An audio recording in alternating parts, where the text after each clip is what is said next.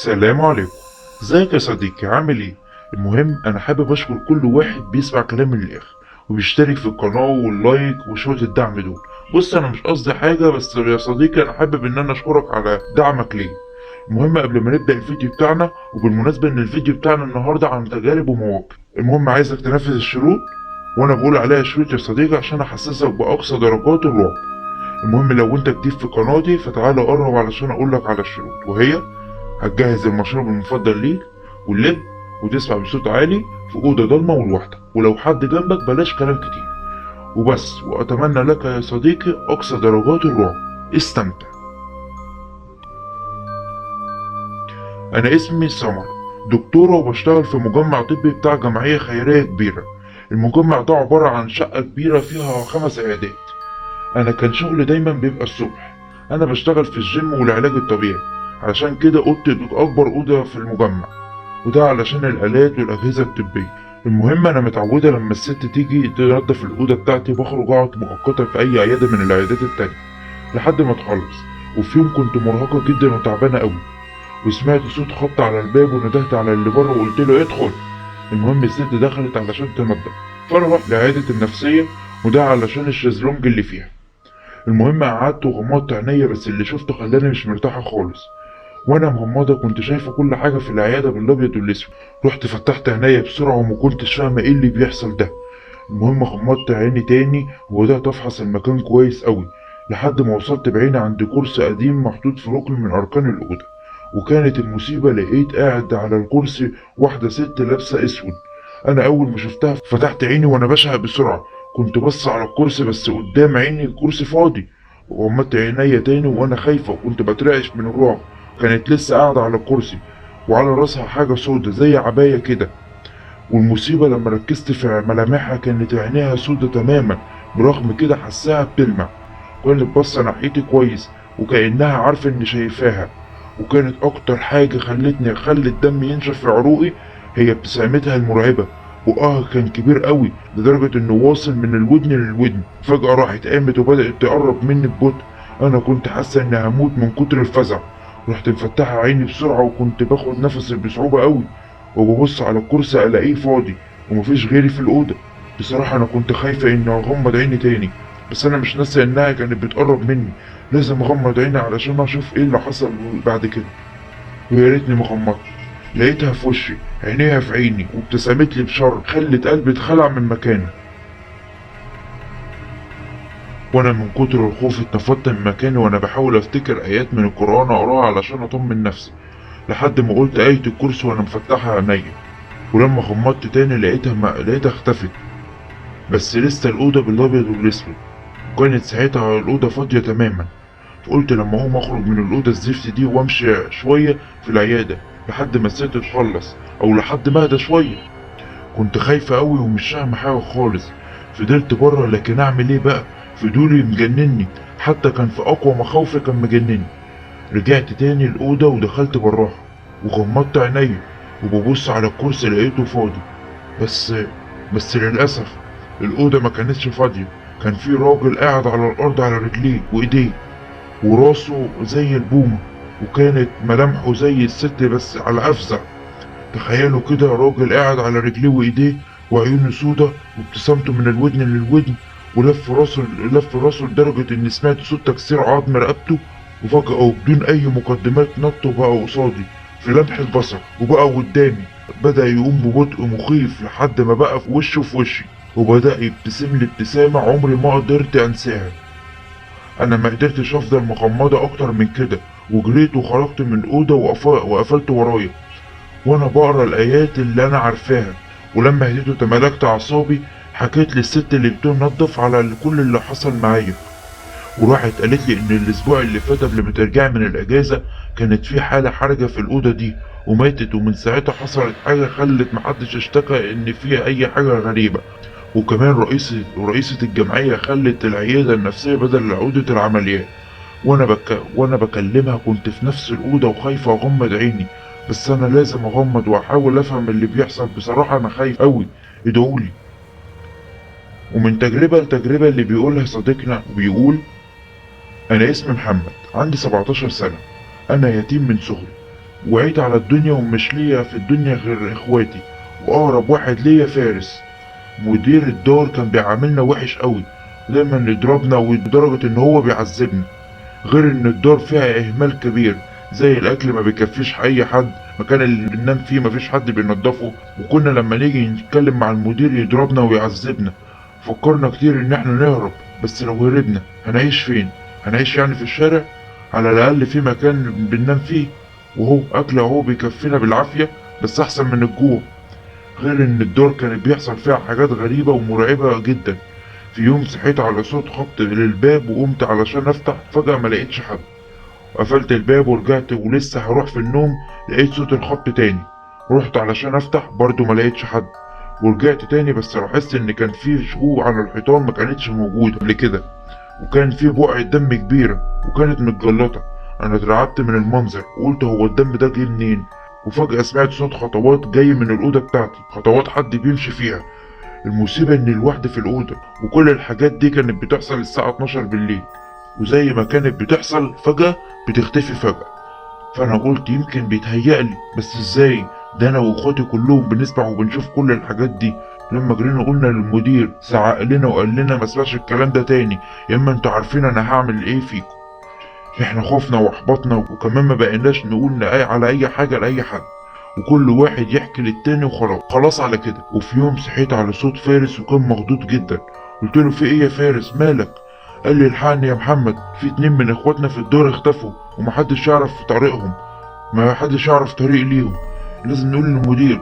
وطلعنا انا وفارس علشان نقول للمدير، وكان رده بمنتهى البرود وقال خلاص روحوا على اوضتكم، انا هبلغ الشرطة وهم هيتصرفوا.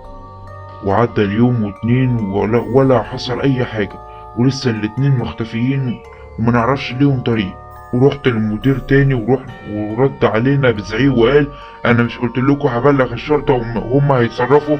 اللي هيجيب سيرة الموضوع ده تاني هتصرف معاه تصرف هو مش بيحبه. بصراحة احنا خفنا وما تكلمناش في الموضوع ده تاني، بس المشكلة ان الموضوع زاد قوي، الاختفاء كمان زاد. كل اسبوع لازم 2 أو 1 يختفي مننا، وكل ما نكلمه يهددنا ان هو هيعذبنا. وفي يوم جه فارس قال لي انا يا محمد شفت حاجة عاوز اقولها لك، بس ما الكلام ده ما يطلعش لحد. قلت له ماشي مش هقول لحد. راح قايل لي انا في يوم ما كنتش عارف انام، فتحت البلكونة اللي في الأوضة بتاعتي وقفت فيها، وكانت المفاجأة اني شفت المدير بيجر شوال في العربية ومشي. انا خفت من اللي شفته فقلت اجي احكي لك. المهم تاني يوم لقيت اخونا اشرف اختفى من الدار. انا رديت على فارس وقلت له يلا ننزل نشوف في ايه، يمكن نوصل لحاجة. ونزلنا ودورنا في كل حتة وما لقيناش حاجة، وقلت لفارس خلاص احنا نرجع الدار وبكرة بقى نشوف هنعمل ايه. واحنا راجعين مرة واحدة ما لقيتش فارس جنبي، اختفى من قدامي. ببص حواليا لقيت نفسي انا لسه في المكان اللي كنا بندور فيه، ازاي معرفش. حاسس بحرارة شديدة في المكان، حرارة غير طبيعية. ايه ده قبر في نفس المكان اللي كنا بندور فيه. في صوت خبط جامد جاي من جواه، وفي لحظة القبر ده اتفتح وطلع منه اخواتي اللي اختفوا، بس كان شكلهم مرعب قوي. لحد ما قربوا عليا وهجموا عليا وسحبوني جامد، واتحدفت في القبر، وباب القبر اتقفل عليا، وعمال اصرخ وخبط على الباب جامد عشان حد يجي ينجدني من اللي انا فيه. بس ثواني كده انا حاسس بصوت انفاس سخنة ومكتومة حواليا، وصوت حركة جنبي. انا سامع بس مش شايف اي حاجة من الضلمة اللي جوه القبر. وفجأة ايد تمسكني من رقبتي وتضغط عليها، وخلاص ما بقتش قادر اتنفس لحد ما عيني بدأت تقفل واغمى عليا. مش عارف بقد ايه فقت ولقيت نفسي جنب الدار. طلعت اجري زي المجنون على الدار ودخلت جري على الأوضة بتاعتي. وفجأة الاقي فارس دخل ورايا الأوضة.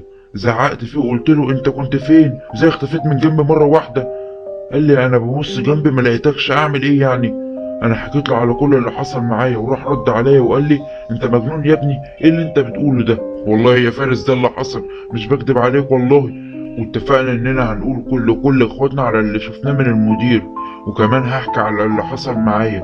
وفعلا حكيت على كل اللي حصل، ولازم اننا نبعت كل الكلام ده لصحفي علشان يجي يساعدنا. وتقريبا بعتنا لكل الجرايد، وفعلا لقينا صحفية عملت تحقيق وبلغت الشرطة، والمدير اتمسك واتحبس. وانا وفارس فرحنا قوي وقلنا خلاص كل مشاكلنا اتحلت، جابوا مدير جديد وخلاص هنعيش في حياة مبسوطين. بس بعد 3 أسابيع أو شهر كنت نايم وقلقت وصحيت على الفجر، فببص جنبي كده ما لقيتش فارس. خفت لا يكون اختفى هو كمان. طلعت علشان اشوفه ودورت في كل حتة ما لقيتلوش اي اثر، وفقدت الامل ان الاقيه، وقلت اني لازم اقول للمشرف. المهم وانا طالع سمعت صوت خبط في البدروم بتاع الدار، وده فيه كل العفش القديم وكده. فرحت نزلت علشان اشوف فيه ايه، وفتحت الباب وشفت منظر عمري ما كنت اتخيله ان انا اشوفه في مرة.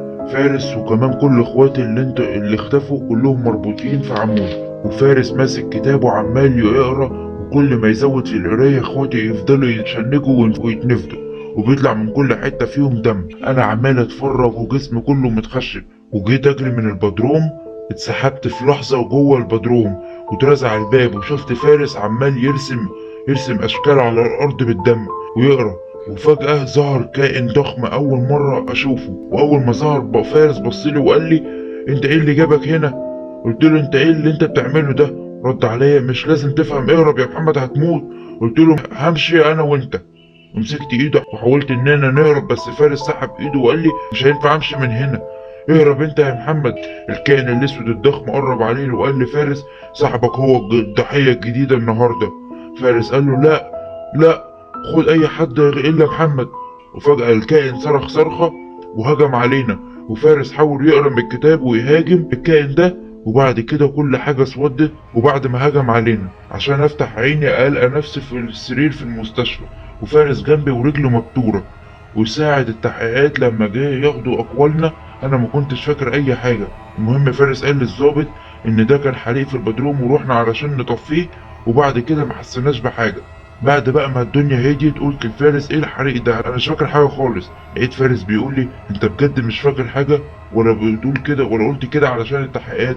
قلت له: لا والله يا فارس انا بجد مش فاكر حاجه. راح رد عليا وقال لي: انا ما كانش قصدي اذي اي حد، انا كان قصدي ان انتقم من المدير بتاع الدار من اللي كان بيعمله فيا. ورديت عليه وقلت له: يعني ايه؟ انا مش فاهم حاجه، معنى كده هو انت اللي كنت بتخطفهم؟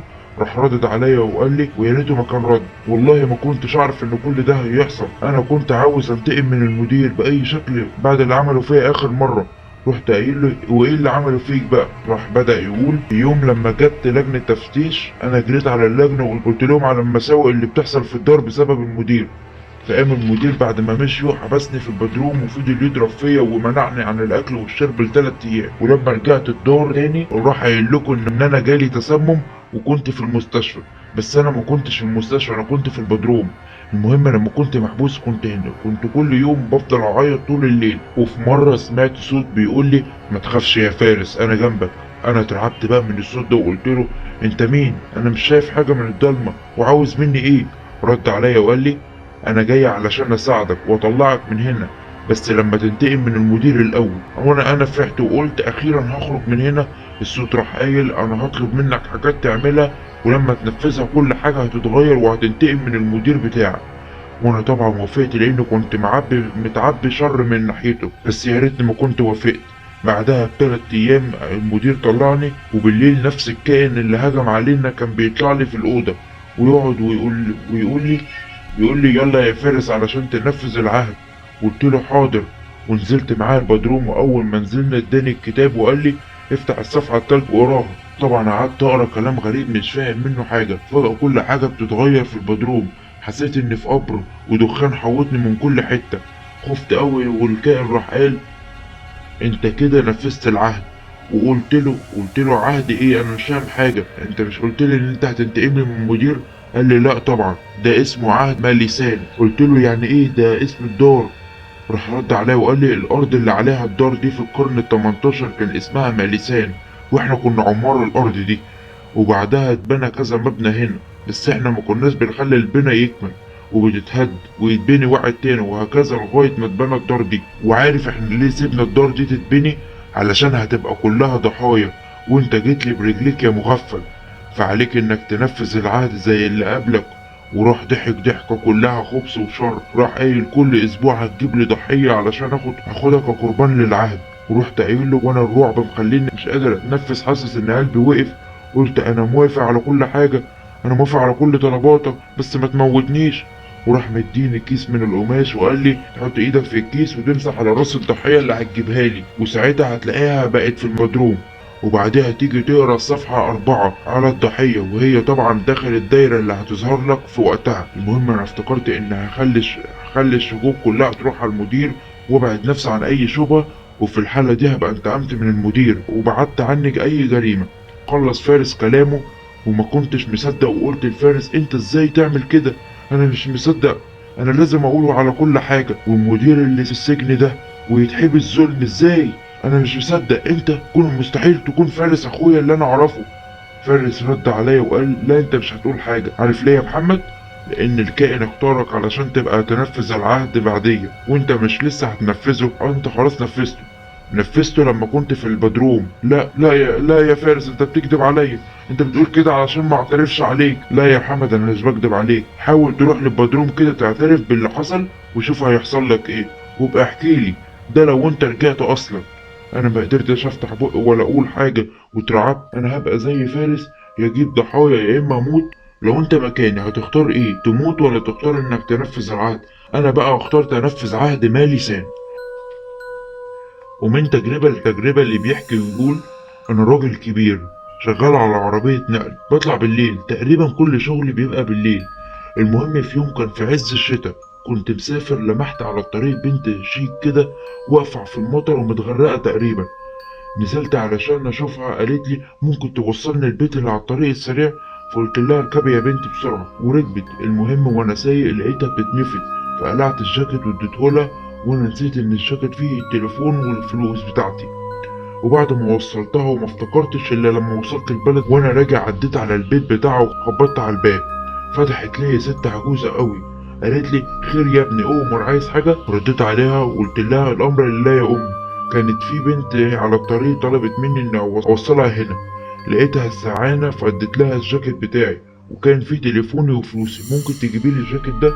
لقيت الست ردت عليا رد صدمني، راحت قايلالي بنت مين وجاكيت ايه يا ابني؟ ده انا عايشه لوحدي هنا ومفيش حد غيري هنا. ولسه هقول لها لقيت صوره متعلقه على الحيطه اللي وراها فيها صوره البنت اللي انا وصلتها امبارح. قلت للست اهي البنت دي اللي انا وصلتها. راحت بصت وقالت لي دي يا ابني دي بنتي ميته من 10 سنين. وقلت للست طيب شكرا يا حاج، ورجعت بيتي في القاهره. المهم في يوم وانا قاعد على القهوه حكيت مع اصحابي على الموضوع ده، لقيتهم يقولوا لي ده بيت مهجور من 20 سنة ومفيش حد ساكن فيه ولا هيسكن فيه. عارف ليه؟ لأنه مسكون بالجن. وأنا بسمع الكلام ده وفي دماغي مليون سؤال. وبس دي كانت تجربتي مع العالم الآخر. وكده يا صديقي يكون خلص الفيديو التالت من فيديوهات المواقف بتاعتنا، وبتمنى إن الفيديو يكون عجبك، وياريت تدعمنا باللايك والاشتراك. وأشكرك يا صديقي على سماعك القصة، وشكرا.